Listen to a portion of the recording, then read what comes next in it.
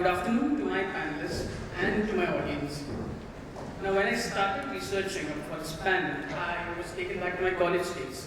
A professor had told me, Shreyas, food, spirits, and education will never suffer. They might come across some obstacles, but they will always come back. That was college. 5 to 6 years ago, I realized that if you want to be seen spouting wisdom or be seen dining at a fine dine, you also need to look the part. Grooming, you need to be well groomed, or else it won't work in your favor. And in the past 2 years, during the lockdown, wellness turned in. It made me realize that to have a complete life, education, grooming, and wellness come together. And that's why this category has grown so much. There's so many brands in this space right now. 10 years ago, let's go back 10 years ago, a brand would be considered a leader at the leading edge of retail if it was everywhere, if it was omnipresent. Today, there is no leading edge. The grooming and wellness sector for me is a circle with lots of dots, big and small, which are brands, and they're all moving towards the radius. They all want to be the leader. And with me are 4 very young dots. I'll start with you, Siddharth. Sure. You are in charge of a grooming company. You have the first 6-plate offering for us. You are funded. I want to understand, as a startup founder, when does the thought of, okay, now I'm online, I'm on online platforms, I have my own website, when does the thought of going offline come to you? Is there a certain point, a certain target you've met? I think, we have been hearing from everyone. I think omnichannel is the way to go, but I think it comes with a lot of pros and cons. I think that if you have limited funds, it's better to focus online. If you have achieved certain growth in online, and then I think you can look at offline. But if you have limited resources, I think focus will be the key.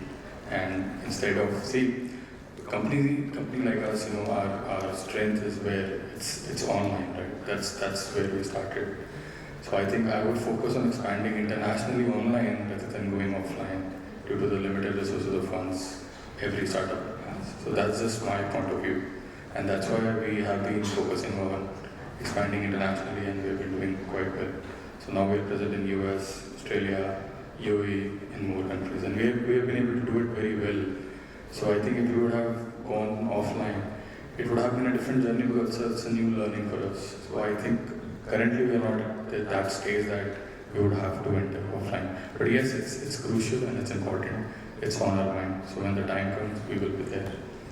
It's on your mind. And I'll add a small question here. You are available on platforms like Nykaa and Tata Click. These have at least 2 names have offline stores as well. Does it make it easier for you if you do decide? Of course. So, Tata Click, Nykaa, and even other medical stores, Hitmeth and all that. So if we decide to go, I think it will be very easy. But we have already launched in general trade, and we are doing about, good number from there already. So we have started our journey, but from very small. Fair enough. Rajan, you have oral care, which helps men, which is into men's wellness, and you help men overcome their sexual disorders, for lack of a better word. Is it counterproductive for you to move offline? And I ask this because unfortunately in India, the stigma still remains. Even, we've all been there. If you want to buy a condom, as I've experienced the shame myself, I don't know why. I just could not look into the eyes of the drugstore. He would just stare at me and I would just stare at him, and I'm hoping he understands why I'm here. Is it counterproductive for you? So it's not counterproductive. Mm-hmm. The market in our category as well as any other category is 95-5. It's 5% online, 95% offline. It's 5% online and 95% offline, right? But it depends on when you go. As Siddharth said, right? If I go in my second year of being live, it makes no sense. I'm going to waste my time, waste my resources, not get the type of traction I'm going to get online if I just keep on scaling the way I'm scaling. Also, how you go offline, at least in our category, truly matters. We are in a space where pharmacies are easy to tap. How do you tap into pharmacies, right? If I go and do, let's say, a deal with Apollo, I'm getting access to 1,000 plus stores. If I go into GT, getting access to 1,000 plus stores is a good 3-6 month effort, right? So it depends on how you do it.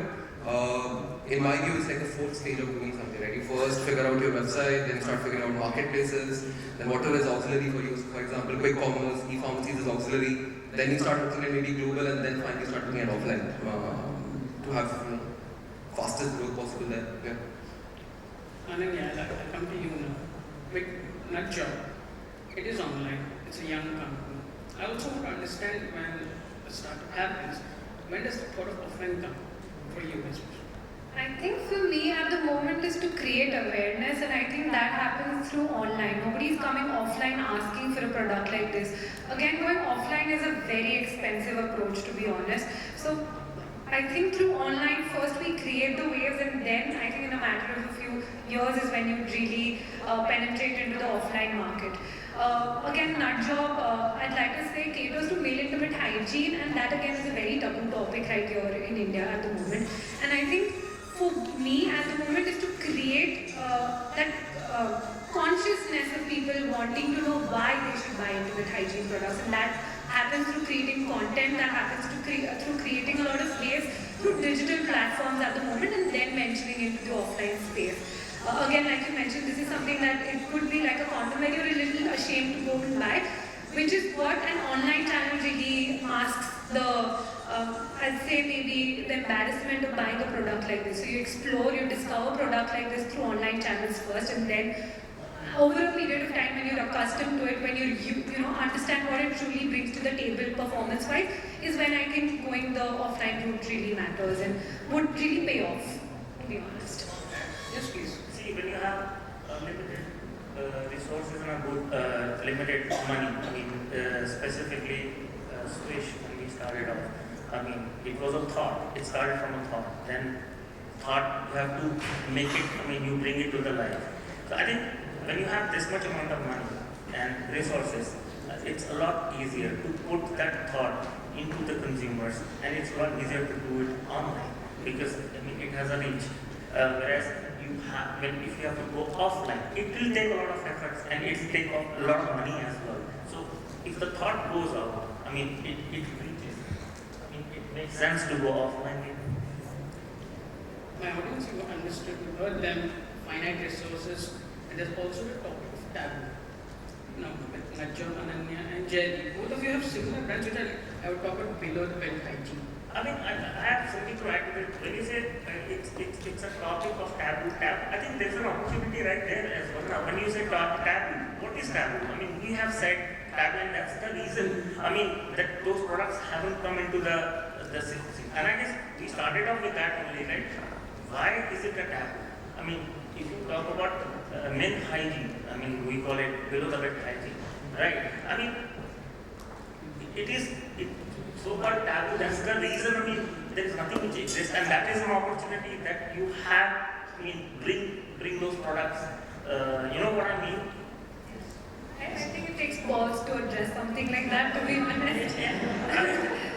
I mean, that's how. I mean, when I started off, I mean, I said it's a very simple thing. Sorry, I'm a bit back, but that's a way that we started off like I was the other day I was talking about an idea, and I said there was a time when you know we guys were shifting, and when I was shifting houses, I mean baskets were getting shifted. So I sat there and I was looking at things. So the guy says, "इतना सारा सामान." I said, "Yeah, ये तो wife है, आपका ऐसे भी दिखते का डब्बा."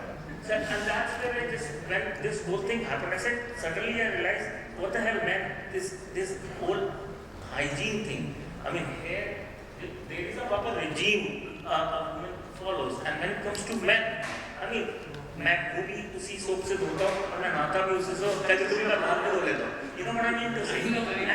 And from morning to evening, you know, you come across so many things, and that's where the opportunity is. It's interesting you mention this because we went from taboo to not making it taboo, making it very open. But there's always challenges to it, right?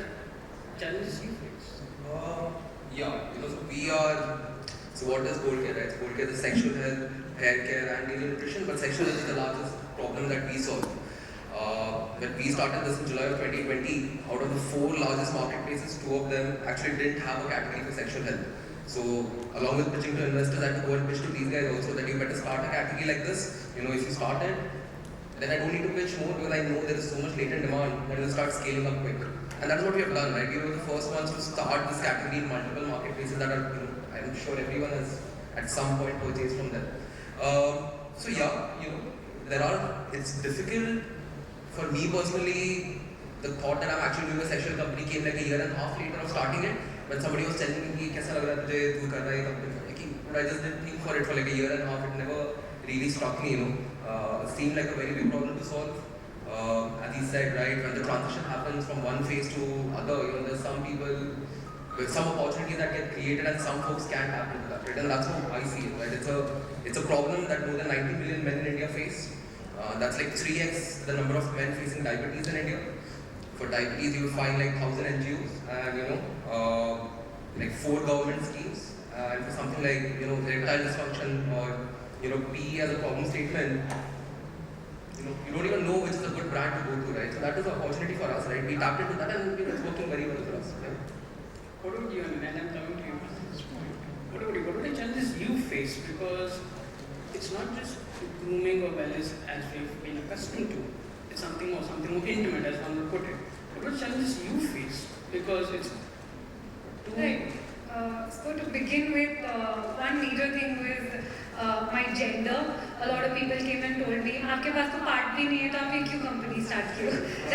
So I think that comes on to me. I take that on me कि यार अगर आपके पास part है तो आपने क्यों नहीं ऐसा company start किया? I'm not the one who's facing it. Something that I believe that at Nutjob is this is something that comes back to women. Okay, if men use it, he needs it, she will love it. So if you keep your intimates clean, I'm sure the other person will really love it. That's how I take it on me. So one major problem that I faced was gender for me leading a company like this. Second was the entire idea of men not understanding why they need a product like this. The education really lacked over here. And what I figured is something that would really work for me is to mask it with humor. The moment that I just give them stats ki 80% people वो सब आपके पास part नहीं आप क्यों बोल रहे हो? Why I ज्ञान क्यों बांट रहे हो जब आपको पता ही नहीं है कि क्या है? So what I figured is something that really worked for me was to address it by masking it with humor, educating while masking it with humor, and I think that for an intimate hygiene company like this, like I mentioned, you need to be a little ballsy. You need to really take charge, be nutty, and bring about a change. So those are certain challenges that... You gave some very interesting tidbits here. Now Siddharth, I'm coming to you. You've mentioned the taboo, overcoming taboos. For you, I want to understand when you're reaching out to customers or consumers or potential ones, there's education, there's humor. How are you reaching out to them? One, in terms of advertising, and two, what's the communication you're taking them? Because we all know how to groom and shave. We've all seen it in TV, to our parents, our elders. What's the path you're taking? They were talking about intimate hygiene under the belt, right? So let's say 2 years ago, we launched something called Paul's Trimmer. Yes. When we thought of launching, we thought it's a taboo. Maybe women may not like the ads on the social media. I don't know how they will react to it, right? But I think that today it has become our best-selling product, not just in India but overseas also. And I think we focus products like this more of in a funny way, in a nice way that you can keep yourself groomed. But we have, since the start, we have focused on value, technology, and fair pricing. And I think it has worked really well for us. And Jaideep, I'll come to you. Reaching out to customers, advertising, it's very easy to say, okay, let's make an ad. You recently launched a mass campaign. Take us through for a young brand. There's one mass campaign and then there's advertising on social media. What's the more challenging bit? Because it's easy to make a post or a video on social media, but people forget the algorithms at play here. Despite your efforts in creativity and education and humor, the algorithms can tank you if it does not work in your favor. See, can you hold the mic closer, please? Thank you. See, I'm from mainstream advertising, and in my mainstream advertising, my learning was work on a formula, you put that formula out, and it works more or less. But my struggle today is that when I'm working with these online medias and where I go, none of these formulas work every day. So my every day when I come back, I mean, what worked yesterday may not work today. So this is something which I'm learning also, that it's a very dynamic shift. I have to adapt, I have to mold, I have to change at a very rapid pace on a daily thing. So that is something which, as you said, challenge. That is, I'll say, it's a bit of a struggle where it's not in my hands. I try to fit things, I try to mold things, but still I'm at the mercy of how things goes. So that is something which I got a bit challenging. If I answer you. Anyway, yes. Rajat, what about you? Is there a risk that when you're posting or advertising on social media of it being taken wrong way or the algorithms being spoiled sport? Are you worried about that, or has it happened? Facebook is notorious, right? I guess whoever is running ads, they know very well that you will run, you will get a certain ROAS, and you just don't know what's going to happen in 5 days. I can see him nodding. I'm sure he's facing the same issue. So it's a problem that everyone faces. What's been good with us is when we launched the company, we had no money. So frugally kuch na kuch karke figure out karna tha hame. And somehow we have come to a place where we are able to run ads very successfully across everything that we do. We are a company that's profitable on the first order itself, and we're doing like 75,000 orders a month now. So there is a certain scale that we have been able to achieve. That is because what we focus on is very functional ads. There's a lot of latent demand in the market. People are waiting for somebody like us to come out and say, "Here, I'll solve this issue for you." If I'm able to put a functional ad which sort of gets the information across, gets value across, and play well with the Facebook's algorithm,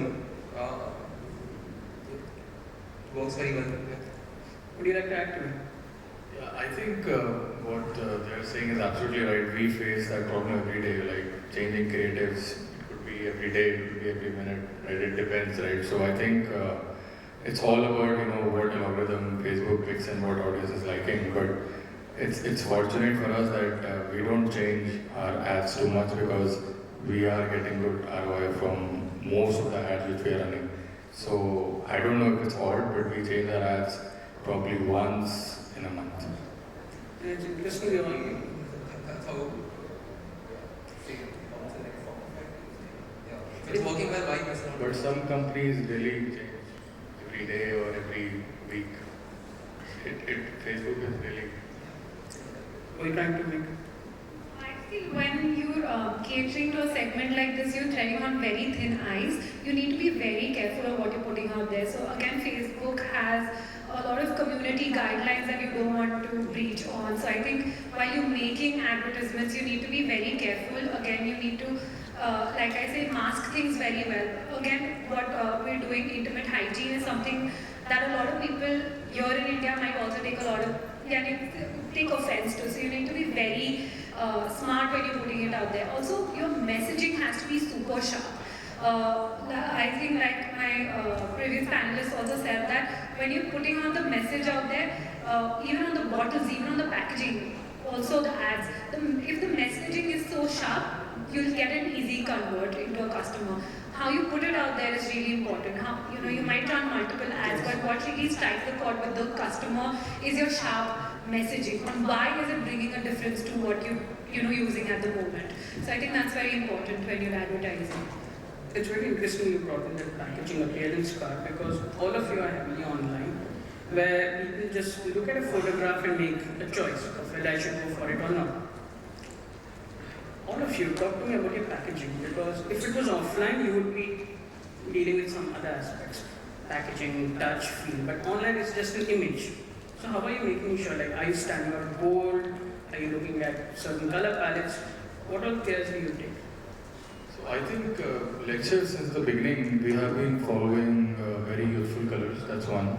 I think we go bold with the products which are, like ball trimmer, we are very bold in that. So The ball trimmer is actually a trimmer, and at the base of the trimmer are two tennis balls. So that's quite bold, right? And believe it or not, people are liking it, and that's the reason they're buying it, because they find it fine, right? They find it like a dildo, to be honest. So I think we are focusing on youthful packaging, and our packaging is actually friendly for online and offline. So we don't leave any gap that, and someday if we get an opportunity, we don't have to build a packaging which is completely for offline. Our packaging is for all channels, it's ready to go. And so, Rajat, what about you when it comes to design packaging? You're an advertising guy. I mean, it's a very important fact. Packaging plays a role, but I think I also feel that not only packaging, I think overall advertising and communication plays a bigger role.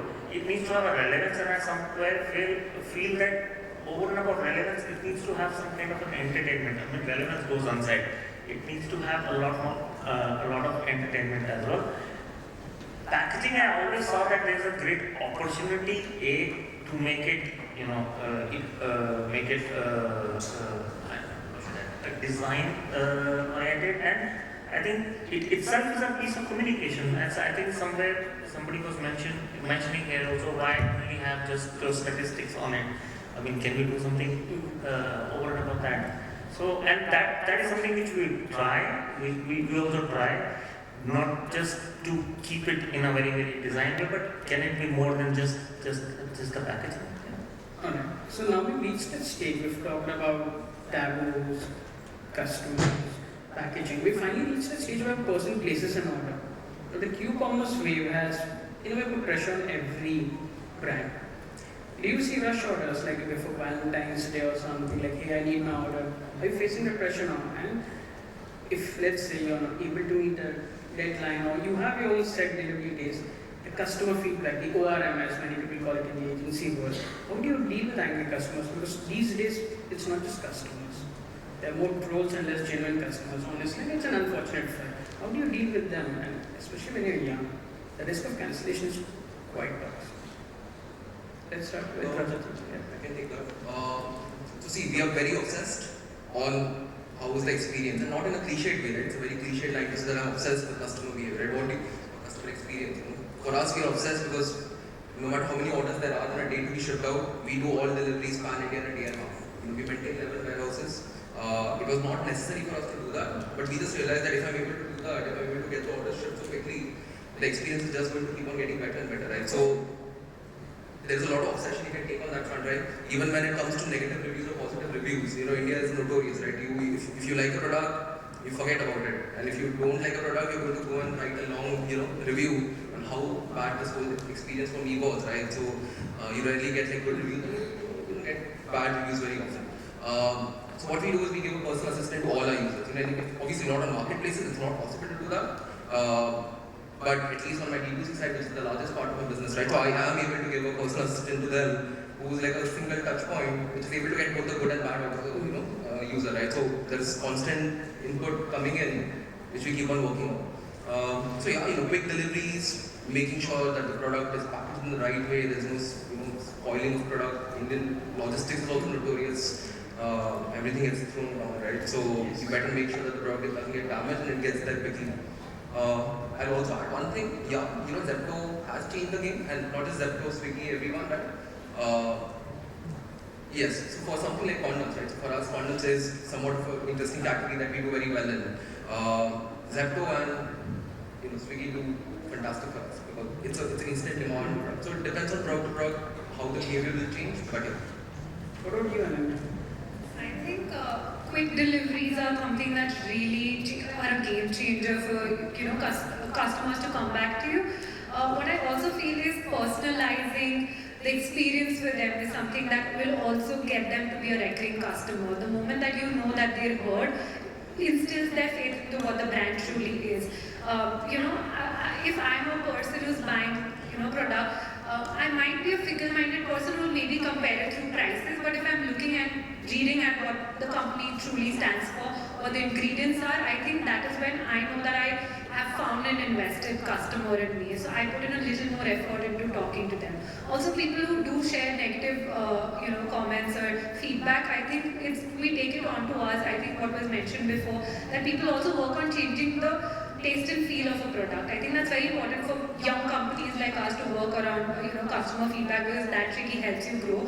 And the moment that you do that, you know that the customer feels heard, and then they really come back to you after that. So that's what I mean by personalizing the personal care industry through what you're offering through not just the products, but also the people on your company's front who are listening to the customers.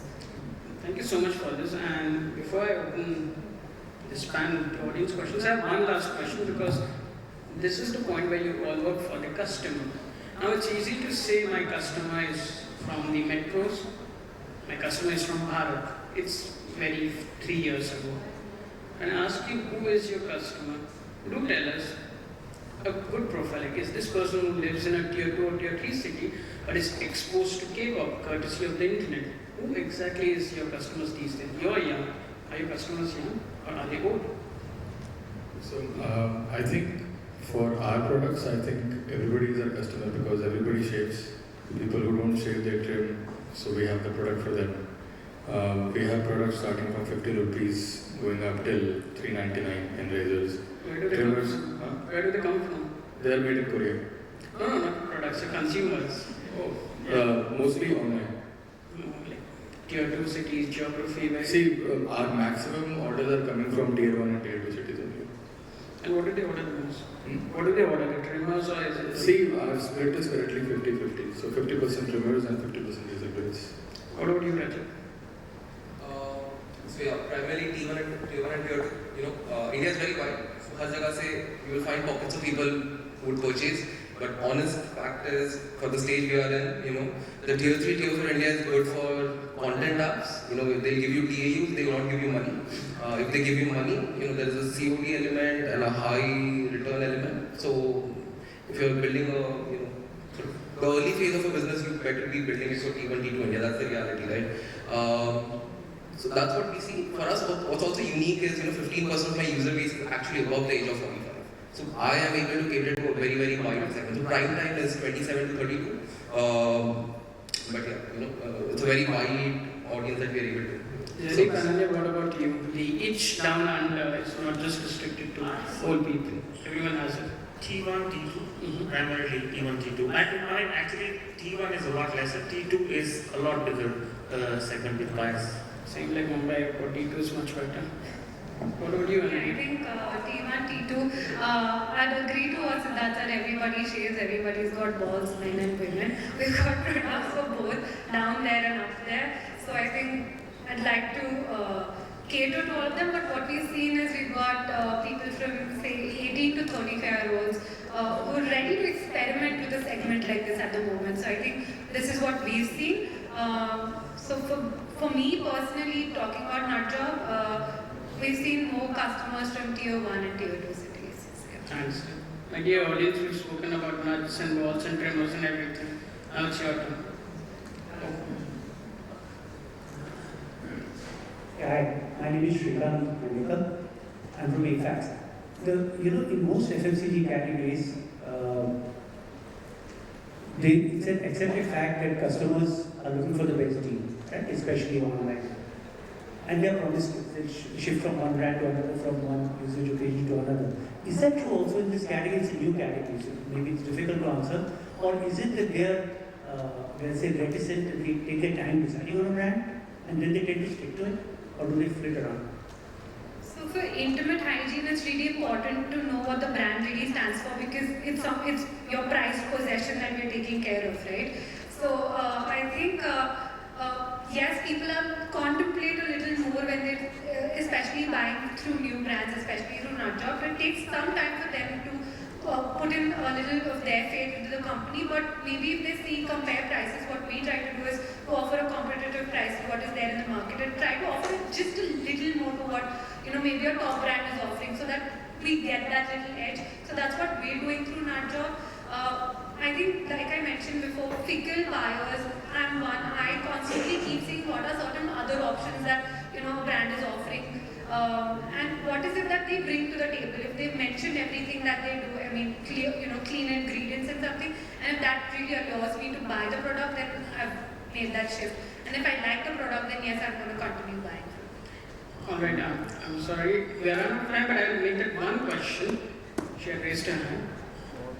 That's the only one question I can take. If not, I'll be trimmed down to size. That's what I'll be really quick. This is Rima, and my question to D2C brand founders and even the previous marketer was very clear: is discount the new MRP? Because everywhere you see now, just discounts become the new norm. Not one website, including the website I don't have versus the marketplace. Everywhere the product has some or the other offer on it. So, See, I made communication for Switch. It is not even once I have made communication on discount. I have made, and it has worked for us so far. It is, what you do to their lives, and what extra, what benefit, building of benefits, what is the emotional benefit you have built, and it has worked for me, if that answers. get this discount on the website. Sorry? Yet there's a markdown on the discount price. I think that is something which goes unsaid. Any website, if I say it says we have 20% off. So I don't consider that is something extra you're offering, because if I'm buying for Switch or whether I'm buying from you, then I'm very sure you also have that. So to me, the starting platform is same for everyone. But what has worked for us brilliantly is that what is the emotional aspect, or what is the over and above difference you're making to their lives. Maybe I'll add one thing to that. I'm sorry, but we've run out of time. I hope I answered your question, ma'am. My panelists, I'm sorry we ran out of time, but thank you so much. You've been wonderful. And my audience, thank you. You've been generous with your time. Thank you so much. Yes, and hopefully we can speak to our speakers offline, but right now may I request all of you to please step forward for a picture together. You can just step forward, in front of the table, thank you. We also have a small token of appreciation from our partner Z Media for our speakers.